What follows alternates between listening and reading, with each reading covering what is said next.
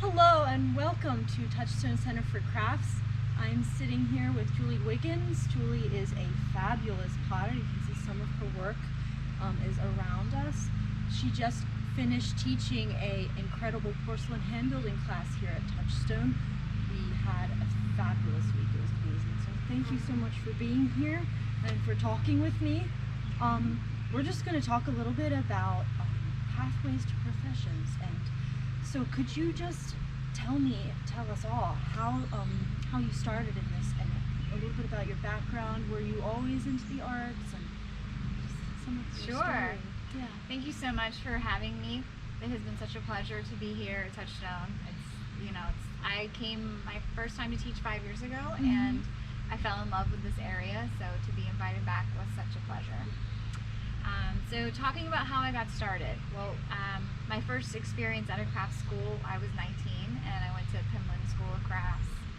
And it was a time where I was going to school at East Carolina University, and I was undecided, and I was flunking out of school. And so my sophomore year, my parents made it very clear that I had one more opportunity to right that ship. So I took a semester off and saved my money and sent myself to Penland that summer for 2 weeks, and I did not do the work study. I did the full student. Over that time, right before then, I was working at a coffee shop with a girl who was getting her degree in ceramics, and I had no clue that that was even available. And I would go watch her work, and I loved it. So I took private lessons in that semester off. And while I was at Penland, I called my parents and said, hey, I want to go back to school. And they were so excited. Yeah. My high school principal dad was so excited. And they said, for what? Ceramics. Like, what do you mean? So that was my first introduction. I didn't know that people looked like us, or that this was even available to me. I never had an art class growing up. I came into the arts in college, but I was a dancer, and so I think I translated the movement from my body to my hands. And I have a good understanding of balance and space, and that's helped me be able to really hone in on forms that I want to make and how to get there. And I continued from that time. I went back to school, and my first semester I got a 4.0. So it says such a thing about finding your passion and your way. If you're not interested, then you're not going to have the focus. Yes. So I took advantage of work-study opportunities. I went to Peters Valley in 1997-ish, I want to say, and took a class. And I continued to go back and take classes at Penland and Aeromont School of Crafts. So living in North Carolina, we are so rich in clay and the arts. And I feel very fortunate to be in a space that really supports that. Yeah. And I could easily access these schools and these environments for continued learning. Yes. And I'm a historical potter. We've been talking about that a lot this week. And so it's like, what inspires me, what drove me to continue to be on that path was traveling the world, taking advantage of art history trips, and learning about ways people use pots in their homes throughout history and time. And then today to be able to just make in a more leisurely way, it's pretty amazing. I'm very aware of my privilege of a woman to be a maker. And when I traveled, I did a graduate course with West Virginia University and went to China in 2005, and that really made me see and appreciate my craft, and it stoked the fire. Like, I really wanted to get after it. And those experiences led me to meet people that I never knew would change my life in so many ways, but also give me such a foundation and support system as I continue to grow in my field and have mentors that I could ask questions, how to set up a booth and how to shoot my work, or what shows should I apply to, give me critiques along the way. Because you leave the school setting and you then lose that community experience. And so being able to come and teach at a place like this to continue to offer that to students, I know the importance of it. Yes. Means a lot to me. So so that's kind of the journey of what got me going on this. Something definitely that I've picked up from your work and from you this week is just how much of a sponge you are for the world around you, and all those things influence your work, and it's all just so connected, and I love that about what you do. So thank you. That's really amazing. Thank you. Was your decision to work professionally in the arts a given? I take it wasn't because of your background. But did you have like an aha moment? Like, it was Penland. This is it. Yeah, It was Penland. Like, I still remember, I mean, now I'm 44 now, so it's 25 years ago this experience happened to me. And I remember driving up that mountain and already feeling this synergy that I didn't know about. I'm like, what is this place? And then when I got to go and visit the other studios, the full-time potters in the area, and see that this was an opportunity to make a living doing something you love, it just blew my heart wide open. And then meeting Susie Lindsay, she is been my study mentor my entire career, and I went to her studio and was like, wow, you went to grad school for this, you were a core student here at Penland, a resident, like it just, I didn't even know. So that really challenged me, like, I want to do that. You know, and so I hope that I can do that for other women in the field, to set that seed. It only takes one person to, you know, plant that seed and let those roots grow. That is so true. Yes, and I think you are doing that. So, I mean, this workshop here this week was a testimony to that. Lots of seeds were planted. Yes. Oh yeah, lots. So, can you talk a little bit about your educational experiences in the field and how they influenced where you are now? Like, you're going back to school for ceramics, and how did that affect your path? Oh, it affected it in so many ways. I feel like I'm a sponge, you know, I'm a gobbler of information, and so I didn't know what I was saying yes to so many times, but I was just saying yes put me in situations I would never have been able to experience. So I continued to stay curious. I still am in the field. I took my last class at Penland about 8 years ago, a slip casting class, and you know, I'm already making full time, but I didn't know about slip casting. So I think clay always keeps me in a beginner mindset, and I like that, and I like being challenged, and I didn't know how to slip cast, and so I was like, okay, let's go and try this. And in that space, those conversations with the teachers and other makers, you know, it really, you know, would already set a seed that I want to come back. You know, I want to go do this again. So, you know, I was in Spain and Morocco for a summer. I've gone to China 2 times. So after my graduate work, I was invited back in 2016 to teach in China and make a body of work. And doing that as a teacher and not a student, yet still learning new things while I'm there, was such a different, cool experience for me. How long were you there? The second time I was there for about 8 weeks. Was supposed to be there for 3, but I had a sick pup, and I wanted to get home to her. But yeah, I was there pretty much on my own, you know, living in an apartment. It was a very different experience for me.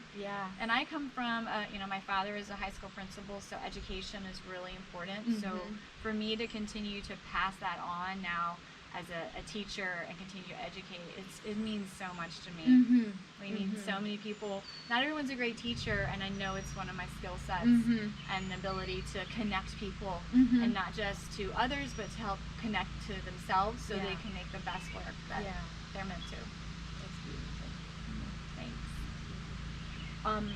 Is there one failure or opportunity that you can think of that ultimately pushed you to achieve the progress that you've made and the successes that you've had in your career? I didn't get into grad school at Penn State, and it just undid me. It humbled me. I was devastated, but I knew I wasn't focusing on the work as much at the time. You know, it's hard as makers. We're doing all these different jobs. We're pushed in so many directions. And I was teaching elementary art at the time to supplement my partner being in grad school, and then teaching ceramics at a local community center in Charlotte. And I was a studio assistant. So after those 3 things, it was hard to really focus on my work. And I knew that if I wanted to do this, you know, I knew his grad school was going to be completed, and I could. But at the time, I was really sacrificing those parts of myself that I was being called to do and pursue. so I quit teaching, and that's when I went to China, and then it was just a game changer. Yeah. Game changer. But you know, not getting into every show that you apply to is humbling. You know, that it's really important as an artist to honor that space and grace. We've been talking about that a lot this week, and to know that, hey, I maybe need to reevaluate. You know, what am I pushing and paying attention to, like my intention and myself, and is this really the path for me? So that was a really big moment. I've kept that letter. Yes. I have it. Yes. I kept it, and I'm like, okay, well, it only made me stronger in my passion. Yes. And I think something you've really shown us this week, and you touched on it a minute ago, is what you do with those points, how you react, and how you process it and grow from it. Yeah. And that was a new, for me, that was a new thing this week to think about, and I'm so glad that you taught us that. Yeah. So yeah. I wish I would have learned it earlier. Yeah. But I know that everything happens the way it's supposed to. Yeah. Well, that leads into the second part of this question is there anything you would say to your younger self? Oh yeah. I would say to stay soft. Yeah. Honor my light and dark parts. Yeah. Be more forgiving in that space when things aren't working out. Yeah. And you know, I've come to the space and grace thing later in life, and again, if I would have had women maybe reflecting that language more. I mean, I had my mentors, but those were not things that were being talked about in the education setting. How to handle failure in our society really doesn't accept failure. And so I was struggling with balancing and finding that balance. So, and my younger self too, to really make sure my work-play life is well balanced, and the self-care is like top of the line. I have to do it. So we talked a lot this week about that. Never too early for that. No. So I have a strong yoga practice, meditation practice. You know, ceramics is very meditative. So I feel like most of the things that I now have honed in on, it's a meditative practice. It just looks different. Yeah. And I wish I would have known that earlier. Yeah. So now that I do, I feel like the work shines. You know, I shine. Like I feel that vibration. You know, and I think for me lately is really working to keep that frequency high. And when you're not, you know, my young self, when you're not, think about what I am saying yes to and what I'm saying no to. Is it really honoring the path that I'm trying to stay on? And the energy that you're trying to promote. Yeah, totally. Yeah. Because then the work feels it. You know, It does. The work takes on an energy, and I did feel like there was a time where I wasn't connected to myself, and the work was really suffering. Yeah. So I think it's good to get out of your head and stay in your heart. Those are all things too. So I'm like, but I should be, you know, I should be getting that award, or I should be able to make this form by now. Yeah. And it's like, no, what is this shoulda? Yeah. You know, like really like staying with the present space of where you are and being okay with that. Yeah. Absolutely. Yeah. So I wanted to ask you this because I think this is something that you care a lot about, but what is a legacy you would hope to leave that would influence future generations of young artists? Oh, that's such a powerful one.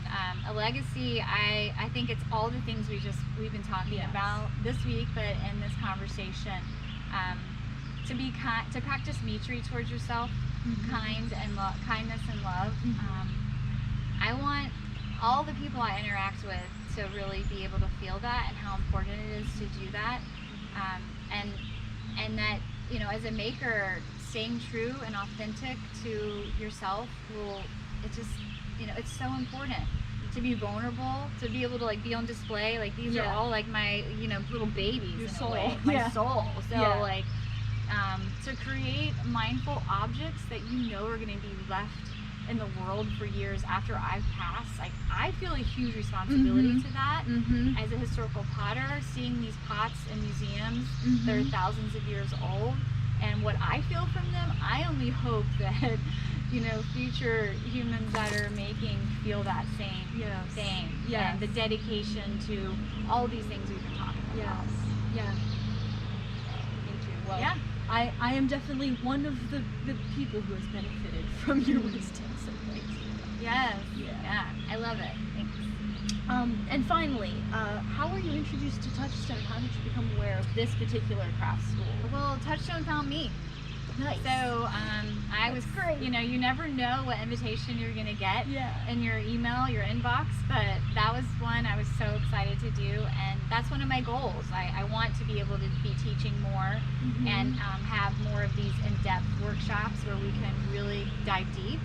And so, you know, I just keep hoping I'm putting positive ripple effects out and staying committed and authentic to the work, and hopefully people want me to teach about that. Yes. Yes. So, you know, that was exciting to get the invitation and then to be invited back again.